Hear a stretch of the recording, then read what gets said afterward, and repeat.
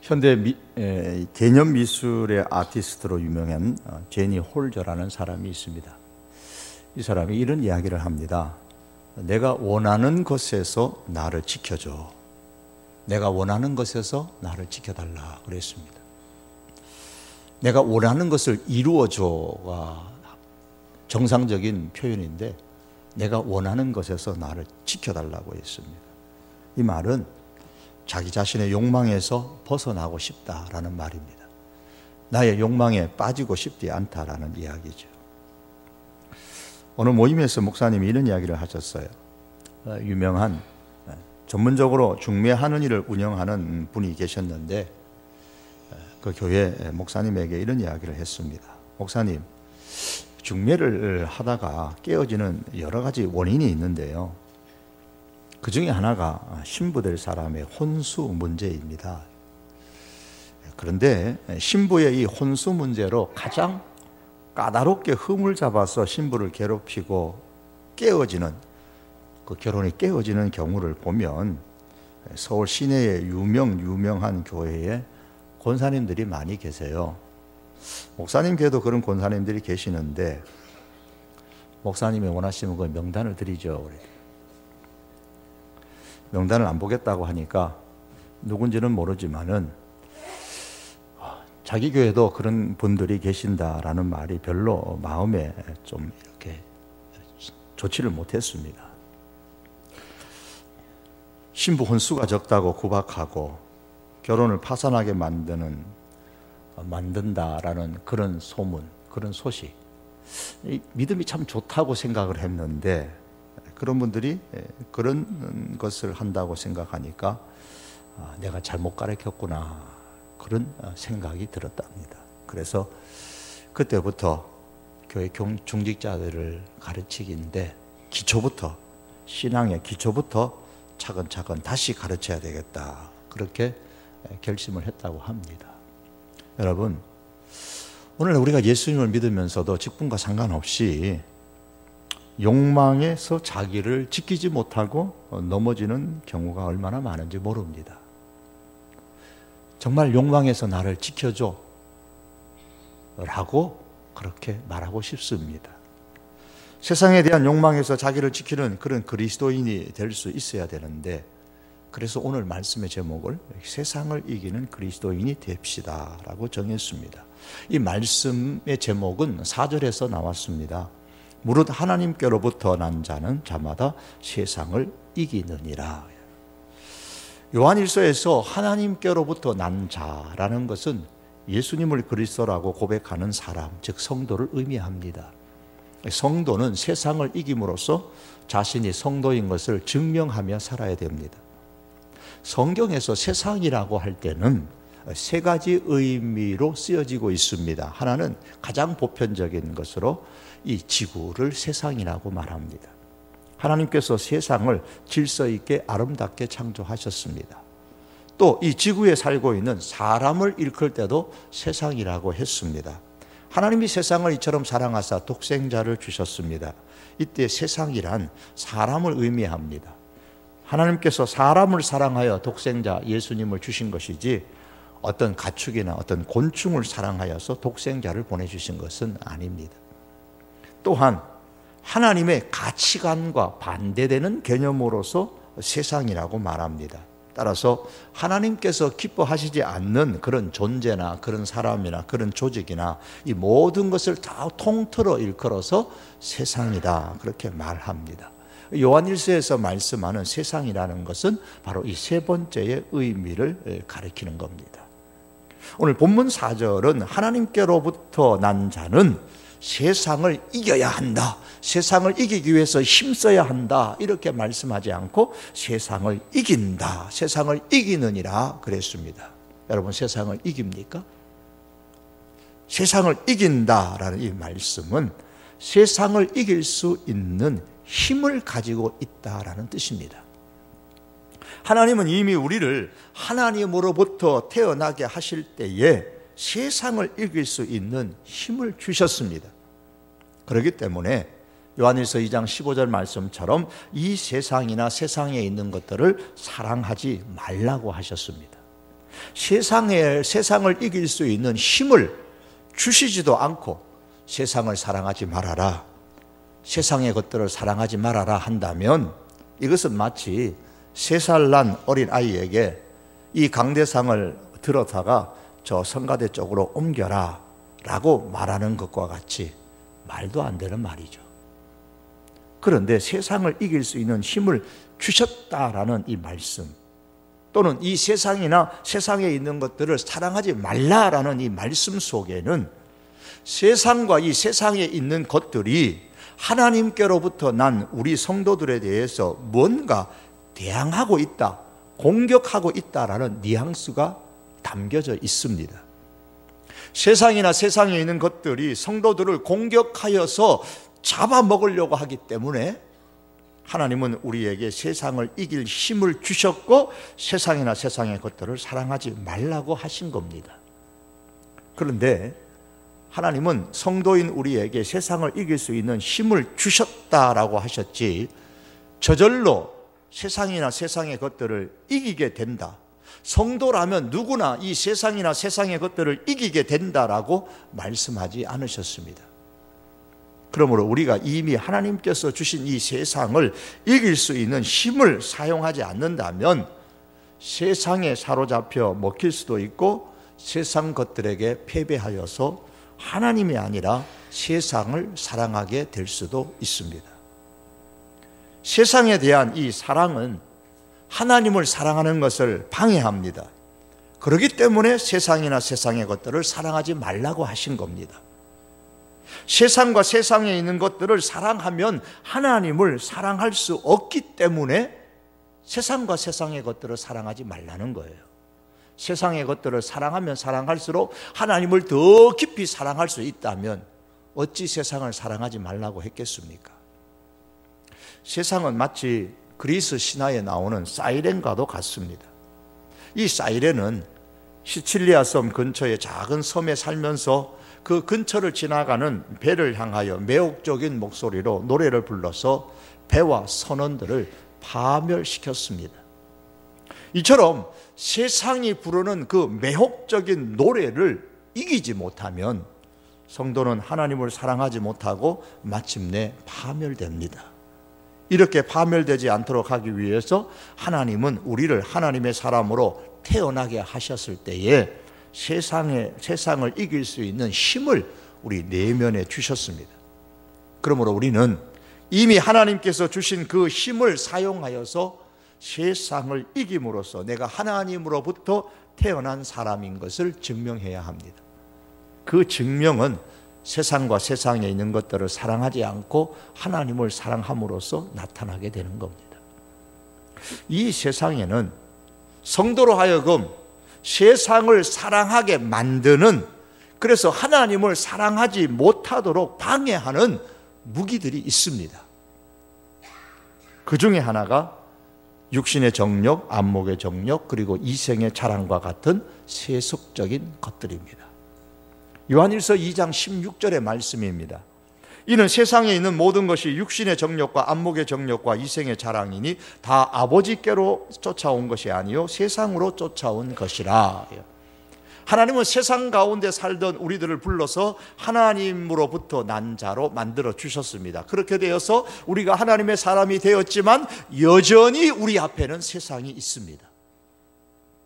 우리가 하나님께로부터 태어나는 순간 세상이 없어진 게 아니에요. 여전히 우리 앞에 있습니다. 즉 육신의 정욕과 안목의 정욕과 이생의 자랑과 같은 세속적인 것들이 우리 앞에 있습니다. 여기서 정욕이라는 말의 본래적인 의미는 강한 바람이라는 뜻입니다. 그러니까 강한 바람이니까 그 자체만으로는 나쁜 의미는 아닙니다.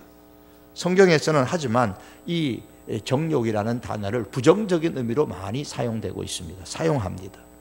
우리가 흔히 누가 바람났어요 그러면 앞집에 그 아줌마 바람났대, 뒷집에 그 아저씨 바람났대요. 우리 팀에 그 아무개 팀에 그 누가 있잖아요, 요즘 바람났어 라고 하면 그 좋은 의미로 사용하는 것이 아니죠. 바람이 나면 무섭습니다. 특별히 강한 바람은 나무를 뿌리채 뽑기도 하고 차를 날려버리곤 합니다. 올해도 그런 바람들이 우리나라도 또 세계 곳곳에서 불어왔습니다. 바람은 또한 비를 함께 동반하는 경우가 매우 많아서 엄청난 피해를 주기도 합니다. 자연만이 아닙니다. 사람이 바람나면 그 인생뿐만 아니라 한 가정을 파멸시킬 수가 있습니다. 강한 바람, 다시 말하면 이 정욕이 그래서 무서운 것입니다. 성경은 강한 바람 같은 이 정욕을 세 가지로 말씀하면서 이것이 하나님께로부터 온 것이 아니고 세상으로부터 쫓아온 것이라고 했습니다. 세상이 주는 거예요. 육신의 정욕과 안목의 정욕과 이생의 자랑과 같은 이 세속적인 것은 하나님의 가치와 반대되는, 그래서 하나님께서 기뻐하시지 않는 강한 바람입니다. 육체의 정욕이 무엇입니까? 소유욕이에요. 무엇이든지 마음에 드는 것마다 다 갖고 싶어 합니다. 그래서 가져도 만족되지 못하는 것이 육체의 정욕이요, 소유욕입니다. 안목의 정욕입니다. 눈으로 보고 귀로 듣는 이 모든 것을 통해서 즐기고 만족하기를 원하는 이 쾌락욕을 의미합니다. 이생의 자랑입니다. 이 과시욕이에요. 사람은 자기가 갖고 있는 것으로 만족을 안 해요. 반드시 남보다 어떤 특별한 것을 혹은 더 많이 갖고 있으면 갖고 있다는 그 자체로 만족하는 게 아니라 꼭 그것을 자랑해야만 만족합니다. 그래서 자랑해가지고 다른 사람들을 기죽이고 싶어하는 그런 욕심이 있어요. 이게 바로 이생의 자랑입니다.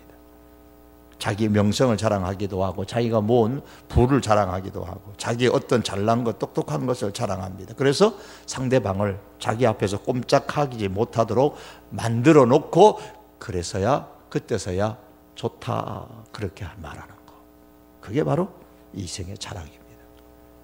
여기서 말씀하는 소유욕이나 쾌락욕이나 이 과시욕을 인생의 목적으로 생각하고 행동하는 가치로 삼을 때에 바로 우리의 영혼과 우리의 생활, 우리의 가정과 때로는 교회에 무엇이 불어와요? 하나님을 사랑하는 것을 방해하는 강한 바람이 불어오게 되는 겁니다.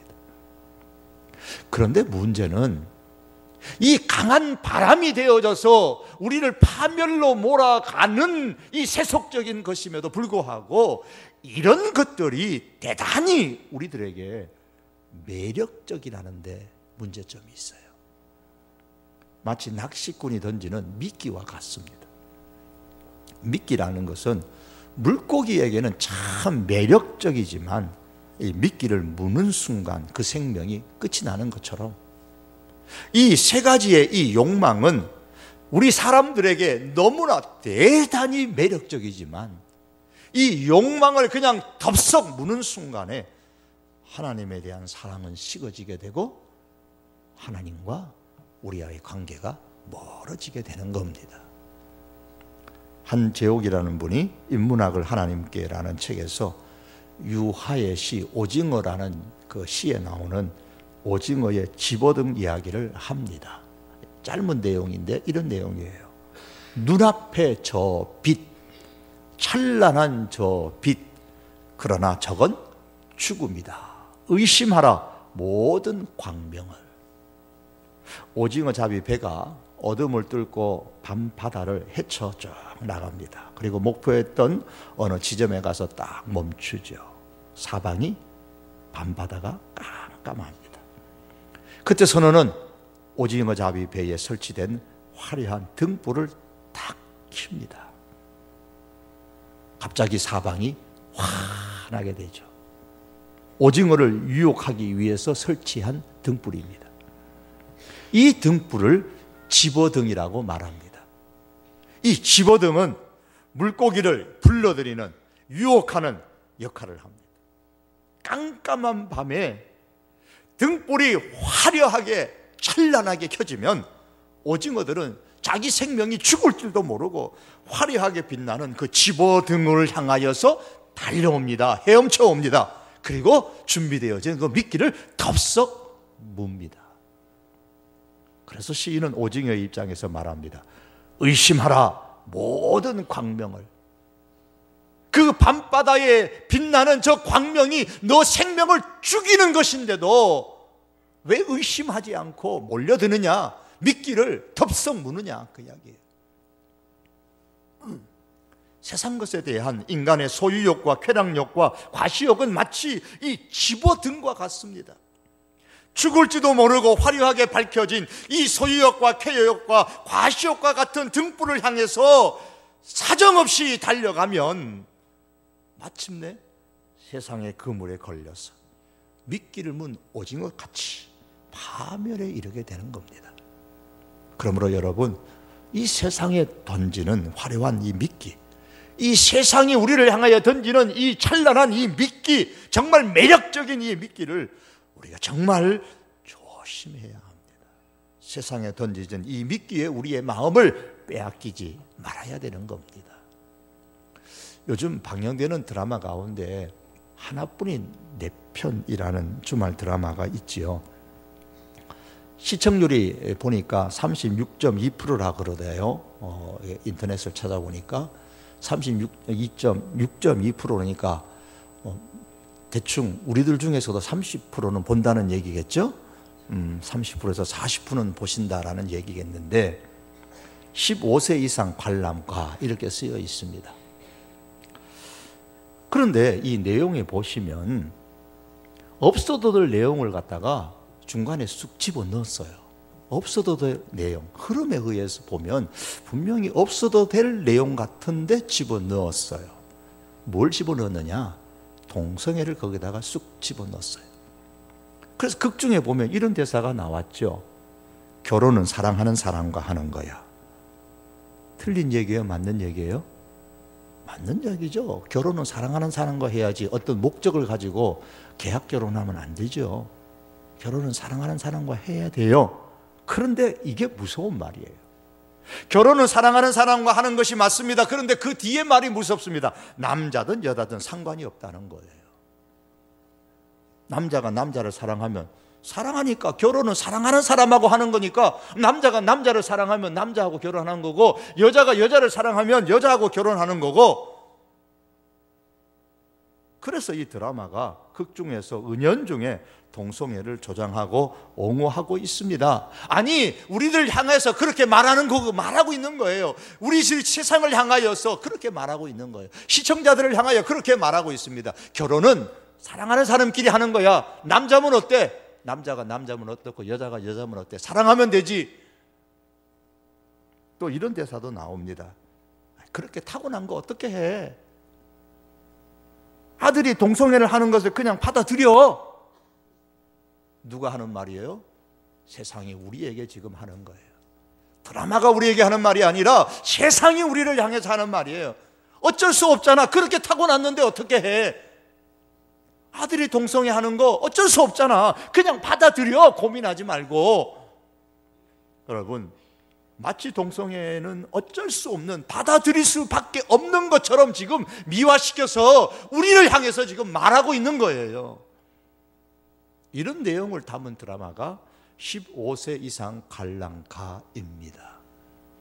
세상은 재미나게 볼지 모르지만 여러분, 우리는 깨달아야 되고 정신이 번쩍 들어야 돼요. 그것도 이런 내용을 담은 드라마가 15세 이상 관람가일 뿐만 아니라 그것도 주말에 가장 시청률을 높일 수 있는 시간대에 방영되고 있습니다. 신앙적으로 분별력이 없는 청소년들이나 청년들이 이런 것을 듣고 보았을 때에 어떤 영향을 받게 될까요? 가랑비에 속옷 젖듯이 그들의 영혼을 적셔 신앙을 좀비로 만들어버리게 될 겁니다. 하나님을 사랑하지 않는 사람으로 만들 거예요. 성경은 아주 구태연한 필요 없는 것으로 생각하게 만들 겁니다. 어찌 청소년, 청년분들이겠습니까? 우리 성인들도 마찬가지입니다. 그러므로 여러분, 육체의 정욕, 안목의 정욕, 이성의 자랑과 같은 이 세속적인 것, 이 세상을 받아들이지 않는 것이 그 세상을 이기는 겁니다.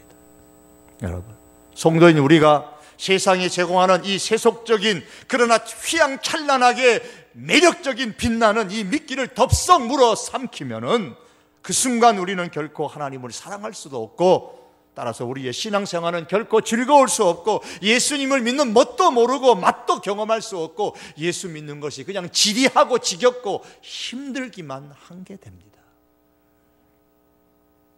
또한 세상에는 우리 성도들이 하나님을 사랑하지 못하도록 하는 또 다른 하나가 있는데 그건 바로 요한 1서에 의하면 적그리스도입니다. 누가 적그리스도입니까? 요한 1서 2장 22절에 보니까 거짓말하는 자가 누구냐? 예수께서 그리스도이심을 부인하는 자가 아니냐? 아버지와 아들을 부인하는 그가 적그리스도라 그랬습니다. 예수님이 그리스도이심을 부정하는 사람, 예수님은 참 하나님이시고 참 사람이시다라는 사실을 부인하는 사람, 그 사람이 적그리스도다라고 했습니다. 예수님이 구원자가 아니라 선지자 중에 그냥 한 사람에 불과하다고 말하는 그 사람들이 바로 적그리스도입니다.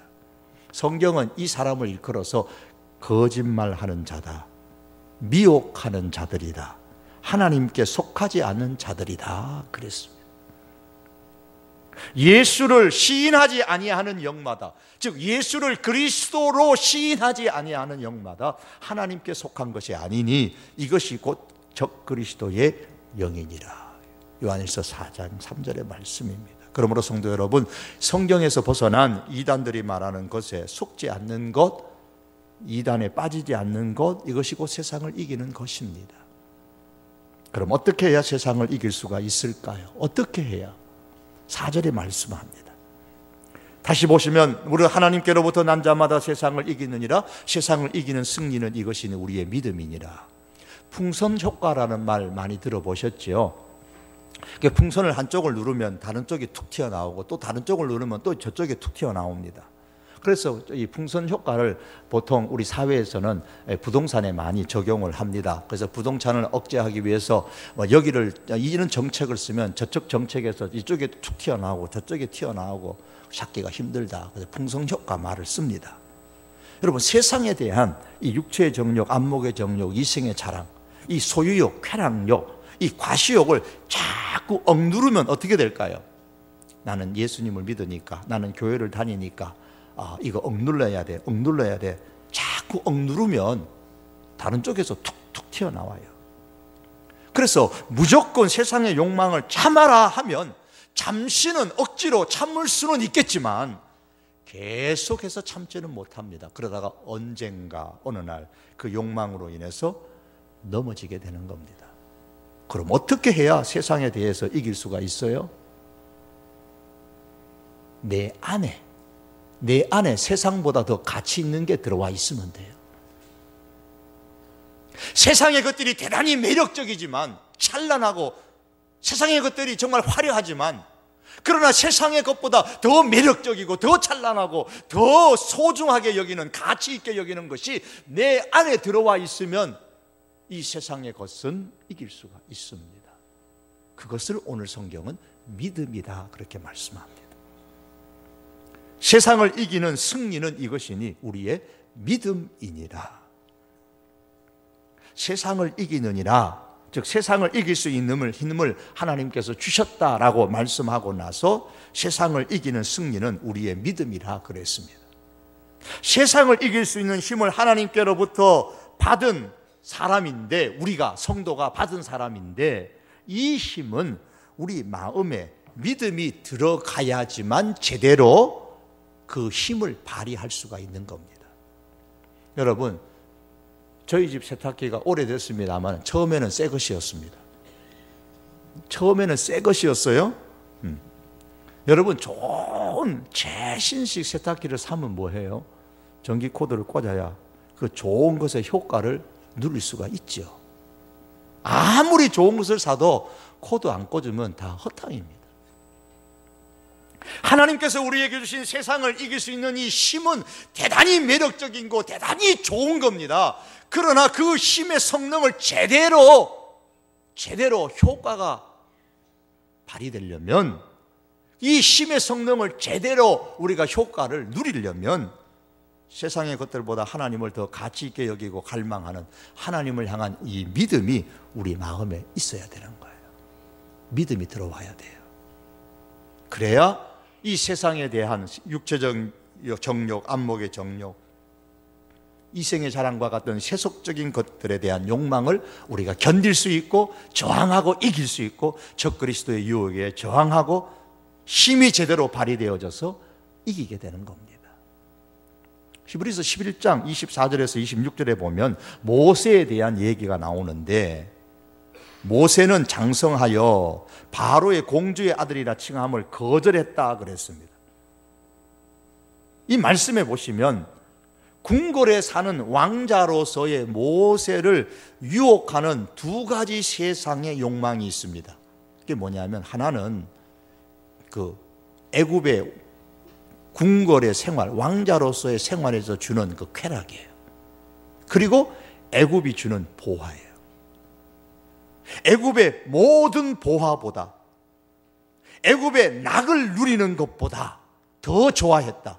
애굽의 모든 보화보다 더 큰 재물로 여겼다. 어떻게 그렇게 될 수 있었느냐? 그 안에 믿음이 있었기 때문에. 그래서 믿음으로 모세는 이렇게 표현했습니다.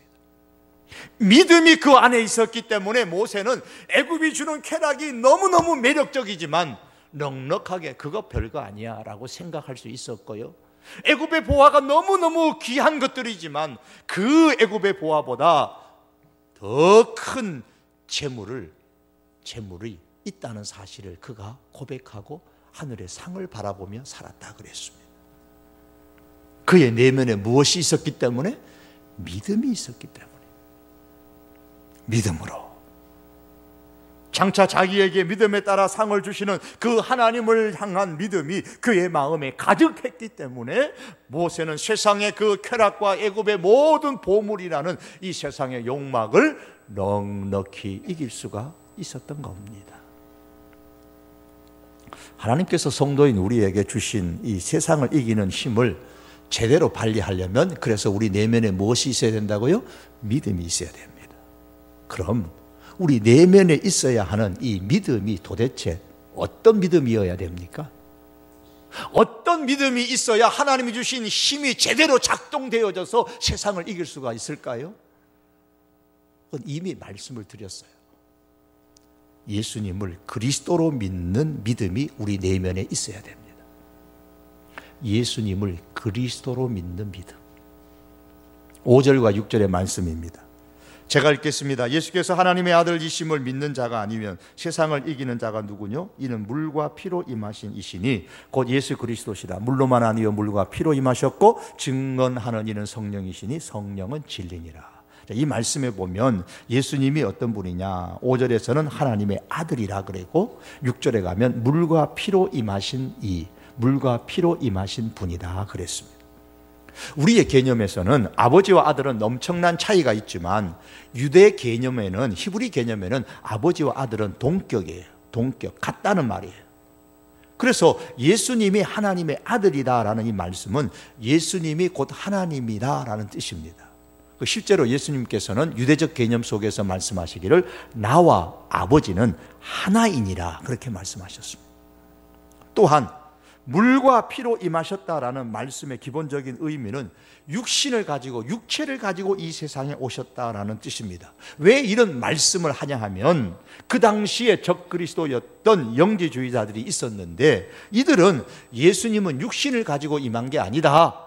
예수님이라는 사람이 십자가에 못 박힐 때에 하나님의 아들이신 예수님은 이미 영으로 오셨기 때문에 그 영이 떠나갔다. 그래서 십자가에 못 박힌 것은 진짜 하나님의 아들이 아니다. 이렇게 주장을 하는 영지주의자들이 있었기 때문입니다. 거기에 대해서 오늘 성경은 말씀합니다. 예수님은 영으로 임한 것이 아니라 물과 피를 가진 사람과 똑같은 그런 육체를 가지고 세상에 오셨다. 이렇게 말씀하시는 겁니다. 이 말씀은 예수님은 참 사람이시다라는 뜻이에요.